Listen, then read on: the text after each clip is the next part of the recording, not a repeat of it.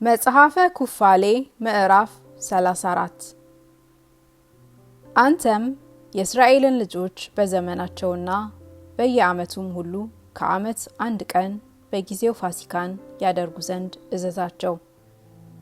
የሚወደው መታሰቢያ ከእግዚአብሔር ፊት ይመጣል።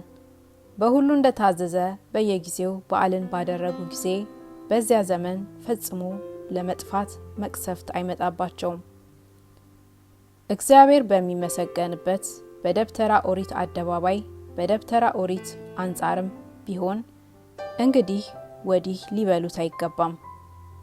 በእስራኤል ወገኖች ሁሉ ፊት በጊዜው ጊዜ ያደርጉት የመጣ ሰው ሁሉ ፈጣሪያችሁ በሚመሰገንበት በደብተራ ኦሪት በእግዚአብሔር ፊት ዕለቱን ይብላው። በእግዚአብሔር ማደሪያ በደብተራ ኦሪት ይበሉት ዘንድ እንደዚህ ተጽፎ ተሰርቷልና ከ20 ዘመን ጀምሮ ያለው ከዚያም በላይ ያለው አምላካችሁ እግዚአብሔር በሚመሰገንበት በደብተራ ኦሪት ዕለቱን ይብላው። የእስራኤል ልጆች ይዘዋት በሚኖሩ ወደ ከነዓን ከገቡ በኋላ እግዚአብሔር የሚመሰገንበት ቤተ መቅደስ በኢየሩሳሌም እስኪሰራ ድረስ ሰራዊታቸው ከያዟቸው አገሮች አንዱ አገር እግዚአብሔር የሚመሰገንበትን ደብተራ ኦሪትን ይተክላሉ። መጥተው በዓመት እግዚአብሔር በሚመሰገንበት በደብተራ ኦሪት መካከል የፋሲካን በዓል የሚያደርጉ ይሁኑ። በወረሷት አገር ላይ በእግዚአብሔር ስም ቤተ መቅደስ በተሰራበት ቀን ወደዚያ ሄደው ፀሐይ ሲገባ ከቀኑ በ3ኛው ሰዓት ማታ ጊዜ በጎኑ የፋሲካውን በግ ይረዱ። ደሙን በመሰዊያ ዙሪያ ይርጩት። ስቡንም በመሰዊያው ባለ በእሳቱ ላይ ያኖሩት። ስጋውንም እግዚአብሔር በሚመሰገንበት በደብተራ ኦሪት በእግዚአብሔር ፊት በእሳት ጠብሰው ይብሉት። በእግዚአብሔር ማደሪያ በደብተራ ኦሪት ነው እንጂ ያም ባይሆን ስሙ በሚጠራበት በሀገረ ምስካይ ነው እንጂ በአገራቸው በየአገሩም ሁሉ በዓል ማድረግ አይችሉም። ከእግዚአብሔርም ሕግ ወጥተው አይሳቱ። ሙሴ አንተም ዓመቱን በዓመት ቀኑን በቀን ታደርገው ዘንድ እንደታዘዘልህ የፋሲካውን ሥርዓት ይጠብቁ ዘንድ የእስራኤልን ልጆች እዘዛቸው። በዓሉን ሊያደርጉ 7 ቀን ቂጣ ይበሉ ዘንድ በቂጣ የሚከበረውን እዘዛቸው። ከግብጽ በወጣችሁ ጊዜ ኤርትራን ተሻግራችሁ ወደ ሱር ምድረ በዳ እስክትደርሱ ድረስ ይህችን በዓል በመቸኮል አድርጋችኋታልና በባህርም ዳርቻ ላይ ፈጽማችኋታልና መስዋዕት በሚሰዋባቸው በእነዚህ በ7 ቀኖች በአምላካችሁ መሰዊያ ላይ ዕለት ቁርባኑን ወደ እግዚአብሔር ያቀርቡ ዘንድ እዘዛቸው። ከዚህም ሥርዓት በኋላ በሱባኤ የሚቆጠረውን ቀን በሲና ምድረ በዳ ነገርሁ። ይህችውም ምድረ በዳ በሲናና በኤሎም መካከል ያለች ናት። የምድር ሰንበታትም በደብረ ሲና ነገርሁ። በዓመቶች ሱባኤ ውስጥ በኢዮቤልዩ የሚቆጠሩ ዓመቶችንም ነገርሁ።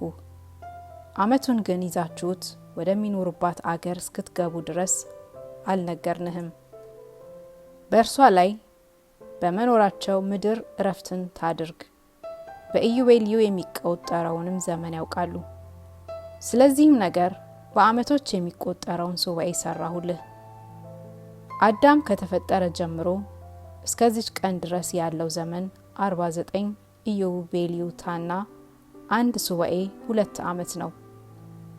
በምዕራብ በኩል ዮርዳኖስን ተሻግረው ወደ ምድረ ርስት ማዶ እስኪገቡ ድረስ የእግዚአብሔርን ትእዛዝ ለማወቅ ገና 40 ዘመን ቀርቷል።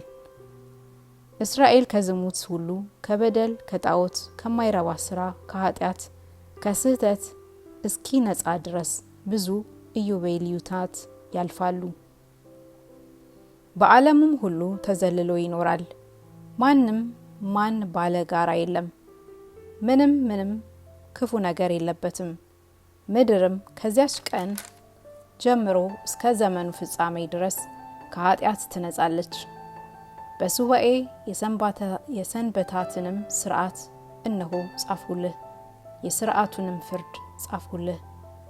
በስድስቱ ቀኖች ስራህን ስራ፣ ሰባተኛይቱ ቀን ግን አምላካችሁ እግዚአብሔር ከመፍጠር ያረፈባት ቀን ናትና እናንተ ልጆቻችሁም ሴቶች ባሪያዎቻችሁና ወንዶች ባሪያዎቻችሁም ከብቶቻችሁም ሁሉ በአንተ ዘንድ የሚኖር መጻተኛም ቢሆን ስራውን ሁሉ አትስሩባት።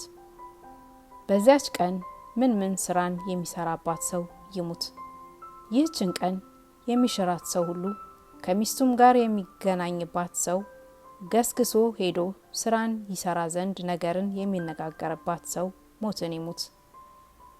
የሚሸጥባት የሚለውጥባትም ሰው ሁሉ ውሃውን የሚቀዳ ሰው በስድስተኛይቱ ቀን ያላዘጋጁ ከድንኳኑ ከቤቱ ያወጣ ዘንድ የሚሸከመውን ሸክም ሁሉ የሚያነሳ ሰው ይሙት።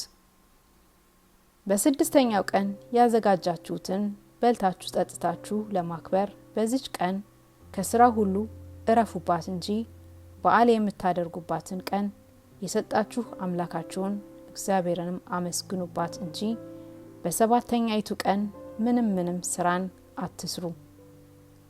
የከበረች ቀን ናትና የመንግስትም ቀን ናትና በዘመናቸው በቀኑ ሁሉ ይህችን ቀን ለእስራኤል ሁሉ የተቀደሰች ቀን ናት። በዚች የበዓል ቀን በልተው ጠጥተው ሊጠግቡባት በየቀኑ በየሱባኤው ዕጣንን ከማጠን ቁርባንን ከማቅረብ በእግዚአብሔር ፊት መስዋዕትን ከመሰዋት በቀር